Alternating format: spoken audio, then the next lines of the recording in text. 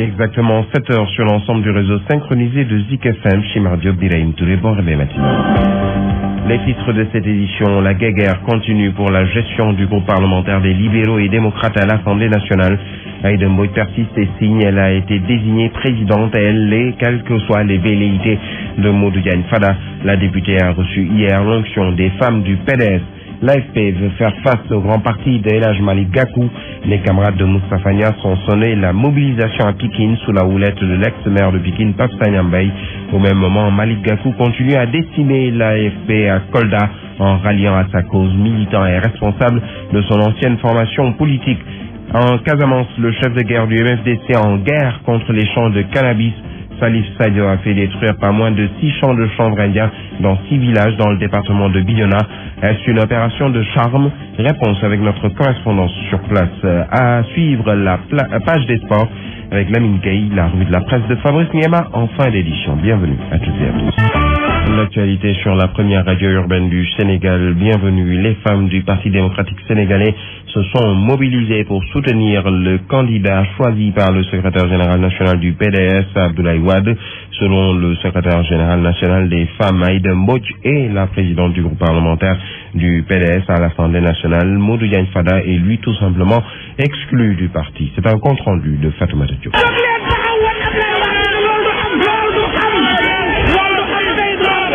Brassard rouge, foulard, écharpe, sans oublier les boubous de couleur rouge. Ceci pour soutenir la candidate du Parti démocratique sénégalais au poste de présidente du groupe parlementaire du PDS à l'Assemblée nationale. Les femmes libérales ne veulent plus de Modou Diagne Fada au parti.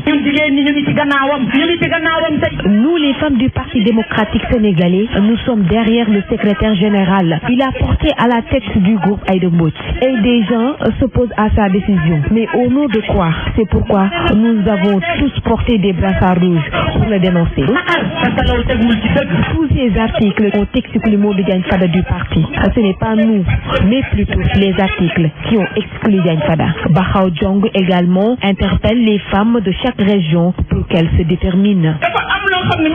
Il y a quelque chose qui se passe actuellement et je veux qu'on s'entende sur une chose. Toutes les fédérations devront rendre compte au niveau de leur base. Il faut que ça soit clair. Si vous soutenez le secrétaire général, Maître Abdoulaye Wade, ou vous comptez soutenir les autres. Il faut que ça soit très clair. Toutes les fédérations des femmes du Parti démocratique sénégalais sont venues en masse apporter leur soutien à la présidente du conseil départemental de Bambey. Elles ont également rendu hommage à leur leader, Maître Abdoulaye Wade. La présidente désignée du groupe parlementaire du Parti démocratique sénégalais affirme qu'elle est plus que jamais déterminée à conserver la présidence du groupe à l'Assemblée nationale. Aïda Mbodj a par ailleurs confirmé qu'elle a déjà signé pour les autres membres du groupe. Ces propos sont recueillis par notre reporter. On n'a jamais vu un président de groupe qui se fait reconduire avec 5 députés, alors que le reste du groupe est là. On nous arrache notre légitimité. On fait fi des recommandations de notre chef politique parce que le président de groupe est désigné. Le président de groupe n'est pas élu. C'est par rapport à cette forfaiture que le pouvoir est en train de commettre, par rapport à cette agression progressive du président Macky Sall qui agresse le PDS, qui agresse son chef, qui n'a pour dessein que d'humilier Abdoulaye Wade. C'est cela que nous voulons dénoncer. C'est pourquoi nous sommes habillés aujourd'hui en rouge. De toute façon, nous... Je me dis que je ne parle pas de Fada. Mon égo aujourd'hui, c'est Moustapha Diakhaté qui a été désigné par son chef politique. Aïda Mbodj est effectivement dans la même dimension que Moustapha Diakhaté qui a été désigné par le chef du groupe Benno Bokk Yakaar. J'ai été désigné par le chef du cadre de l'opposition qui est Abdoulaye Wade. C'est tout simple que ça. Je vous le disais en titre, l'AFP, l'Alliance des forces de progrès de Pikine, sort de sa torpeur. Elle a battu le rappel des troupes ce week-end pour remobiliser les militants. Selon l'ex-maire de Pikine, Pape Sagna Mbaye, cette assemblée générale s'inscrit dans le cadre du programme d'activité de l'AFP. À propos du grand parti, celui de El Hadj Malick Gakou, il dit qu'il ne polémique pas avec, je le cite, des gens qui labourent la mer. Pape Sagna Mbaye, il est au micro de Younouss Baldé. Mais cela ne peut pas m'inquiéter, parce que lorsqu'une personne, jouissant de ses facultés mentales, prend sa responsabilité historique entre ses mains périssables pour décider de labourer la mer, je ne peux pas faire un commentaire. Je me refuse de parler des personnes, je ne parle que par rapport au système. Les responsables de l'AFP dans le département de Pikine, au niveau de nos instances de base, vous avez vu la liste des présents et quelqu'un qui se lève pour dire que nous avons eu tel ceci, nous avons eu tel cela, les allégations des autres, permettez-moi d'en faire l'économie. Pour nous, ce qui nous intéresse, c'est que nous savons là où nous allons et nous y allons tout droit. Mais non, généralement,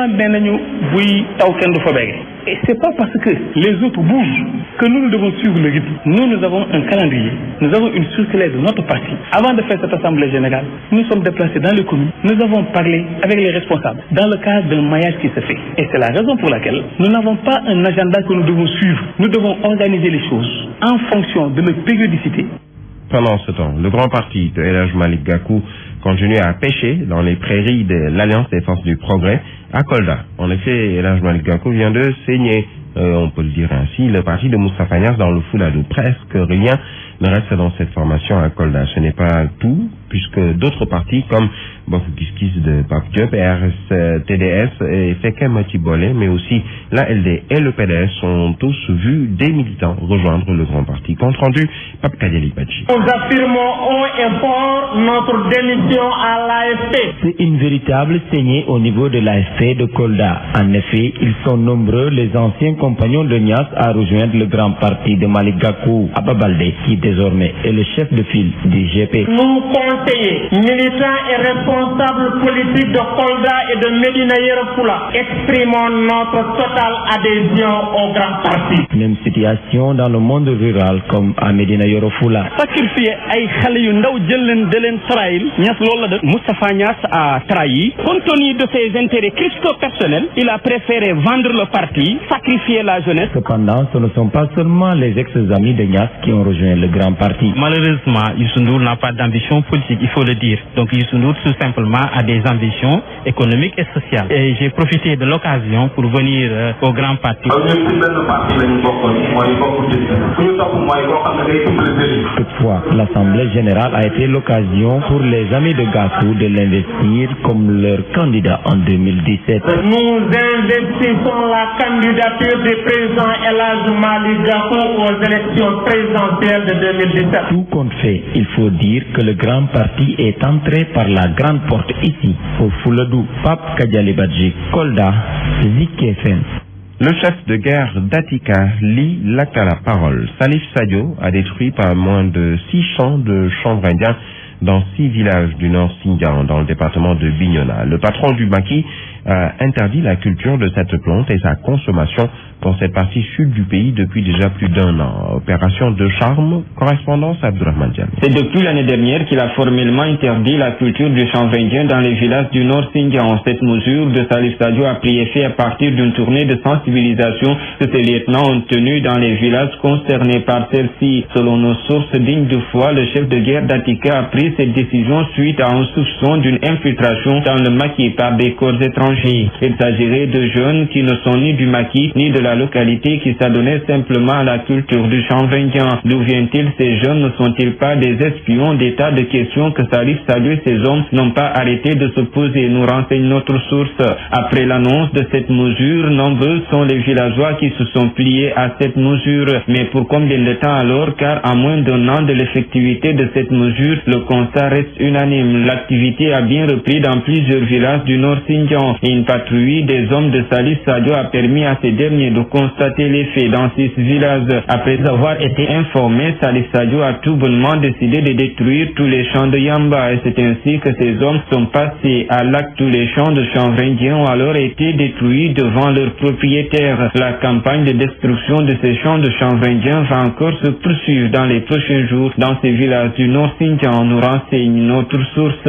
Abdourahmane Diallo, Ziguinchor, Zik FM. Abdourahmane Diallo, les riziculteurs et producteurs d'arachide du Saloum demandent des semences et un tronc de qualité, mais aussi le renouvellement du matériel agricole. Devant la tutelle, ces agriculteurs estiment que la reconstitution du capital semencier, la restructuration de la filière arachidière et l'atteinte des objectifs pour l'autosuffisance en riz doivent forcément passer par ces mécanismes. Ils ont exposé leurs difficultés au ministre de l'Agriculture en tournée hier dans la région de Kaolack. C'était devant notre correspondant Farah Dias. Accueillant leur ministre de tutelle, les riziculteurs de Sennala Kerdiabel ont saisi l'opportunité qui leur est offerte pour exposer les difficultés auxquelles ils sont confrontés après avoir magnifié la politique agricole de l'État à travers son programme d'autosuffisance en riz d'ici 2017. Elhadj Ibrahima Dramé.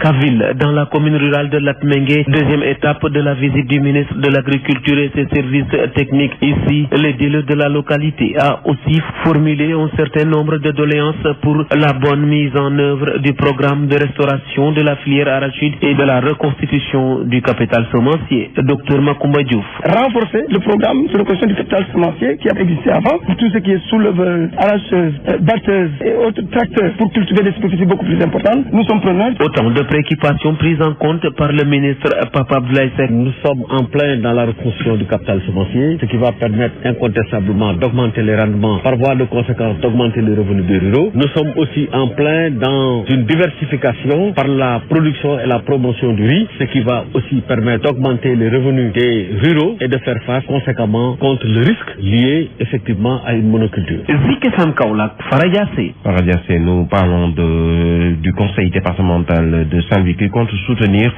les groupes vulnérables dans la région nord du pays. Un fonds d'initiative de 10 millions de francs CFA sera mis en place pour appuyer les femmes mais aussi les handicapés dans le cadre de la lutte contre la pauvreté. Initiative bien saluée par les élus locaux de la région de Saint-Louis à l'occasion de la tenue de la 4e session ordinaire du conseil départemental ce week-end.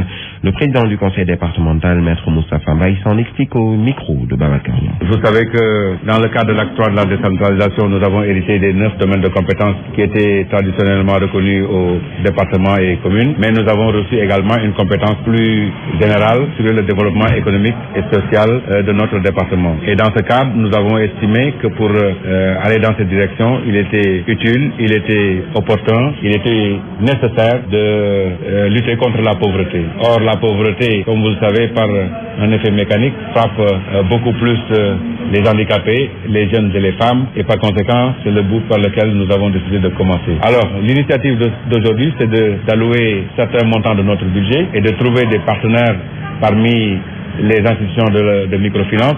Et les fonds que nous avons décidé de dégager serviraient de fonds leviers pour qui seraient évidemment démultipliés par ces institutions pour être mis en place des lignes de crédit qui seraient allouées à ces personnes vulnérables. Le montant de ce fonds, pour l'instant, il a été arrêté à 10 millions. Correspondant la banlieue à Pikine, les services luthériens pour le développement du Sénégal, SLDS, appellent les collectivités locales à s'impliquer davantage dans les actions qu'ils mènent en faveur plutôt des populations démunies. Selon le directeur exécutif des SLDS, les partenaires les accompagnent pour le moment, mais ils vont se retirer sous peu.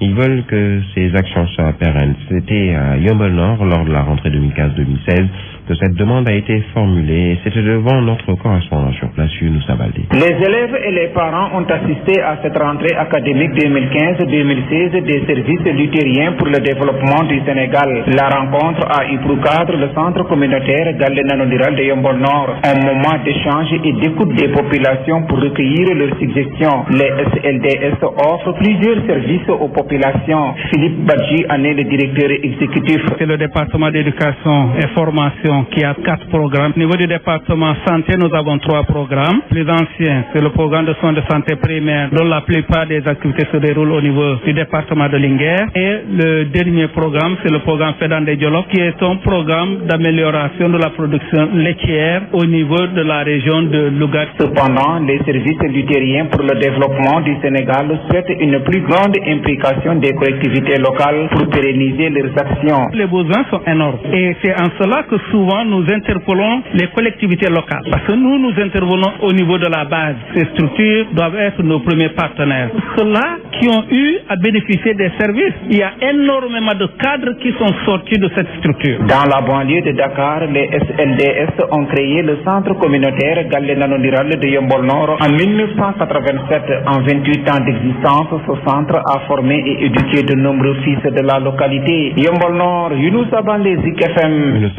Parlant santé, les 22 villages que polarise la commune rurale de Mboul-Kael dans la région de Diourbel s'étaient réunis au chef-lieu de commune pour échanger sur le paludisme qui continue de tuer en zone rurale. Les populations réclament une ambulance pour l'évacuation des malades et des femmes enceintes et un poste de santé. Correspondance Abdoulaye Diagne. Le paludisme, premier motif de consultation dans la commune rurale de Mboul-Kael. Serigne Abdou Fall est l'infirmier chef de poste de Mboul-Kael. Le paludisme est la première cause de mortalité chez les enfants de 0,5 ans et chez les femmes enceintes. Suffisant pour que les autorités médicales, en synergie avec les populations, y déroulent à cet effet un programme de sensibilisation. Comment coucher sur une moustiquaire imprégnée toutes les nuits, toute l'année et toute la famille. Désherber et éradiquer les eaux stagnantes, vecteurs favorisant le paludisme. À l'occasion, le manque de structures sanitaires d'accueil et d'ambulances pour l'évacuation des malades et des femmes enceintes sont portés à la connaissance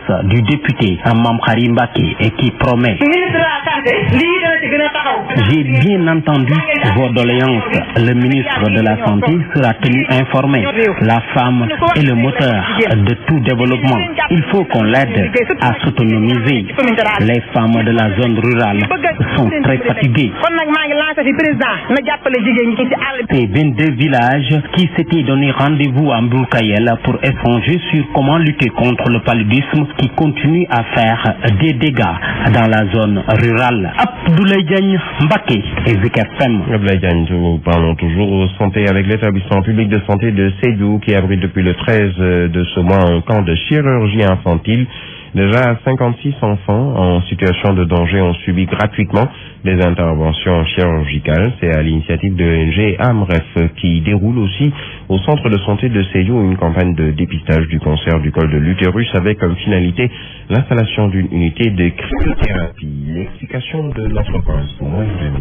56 enfants dans le cadre d'un camp de chirurgie infantile ont subi gratuitement des interventions chirurgicales à l'EPS1 de Sédhiou à la grande satisfaction de leurs parents. J'ai amené mon enfant sur d'une HO. La situation était critique. Maintenant, tout a été bien passé. Je suis satisfait de leur intervention. Certains de ces patients chirurgicaux de la pédiatrie étaient sur le point d'être condamnés. Djibril Yad est médecin anesthésiste et réanimateur, spécialiste en médecine humanitaire. On a eu à prendre en charge des cas de cryptorchidie, des cas de kyste du cordon spermatique qui, s'ils n'avaient pas été pris en charge plus tôt, auraient pu engager le pronostic fonctionnel et la fertilité de ces enfants-là. La prise en charge de ces enfants pour la plupart des cas sociaux est assurée par l'ONG AMREF, a indiqué Mamadou Ibrahima Ndiaye, chef du service départemental de l'action sociale de Sédhiou. Toutes ces interventions chirurgicales sont entièrement gratuites pour les enfants et pour leurs parents. Donc c'est l'ONG AMREF Health Africa qui prend en charge tous les frais financiers afférents à cette activité. Toujours avec l'ONG AMREF Health Africa, une campagne de masse de dépistage du cancer du col de l'utérus est en cours au centre de santé de Sédhiou avec comme finalité l'installation d'une unité de cryothérapie pour y assurer le traitement de façon permanente des lésions précancéreuses. Sédhiou, Ibrahima Diallo, Zik FM. Ibrahima Diallo, à côté de cette campagne de chirurgie infantile, le directeur de l'hôpital de Sédhiou compte sur la formation de ses agents par des experts de la santé de l'hôpital principal de Dakar dans le cadre d'un partenariat pour faciliter la gestion des urgences. Cheikh Maïsek, directeur de la PS1 de Sédhiou, il est au micro d'Ibrahima Diallo. Je ne parle même pas de la chirurgie infantile parce que je parle tantôt de l'ORL. Parce qu'avant-hier, j'ai discuté avec le professeur Issa Ndiaye. Je parle tantôt de l'ophtalmo parce qu'aujourd'hui, l'objectif aurait été que les spécialistes puissent être partout au Sénégal, là où il y a des populations, mais la réalité du terrain n'est pas là. Donc, en tout cas, nous, dans notre mission qui nous a été donnée au niveau de Sédhiou, notre objectif, c'est d'essayer, en tout cas, de faire venir, en tout cas, tous ces spécialistes qui existent, même si c'est à temps ponctuel, mais en tout cas, que leur venue soit beaucoup plus fréquent au niveau de Sédhiou. Et il y a d'autres partenariats que nous avons signés également avec l'hôpital principal, parce que récemment, lors de la réunion de coordination des directeurs, j'ai discuté avec le général Sagna, en tout cas, et avec le professeur B, qui vont beaucoup nous appuyer dans le cadre de la formation en gestion des urgences.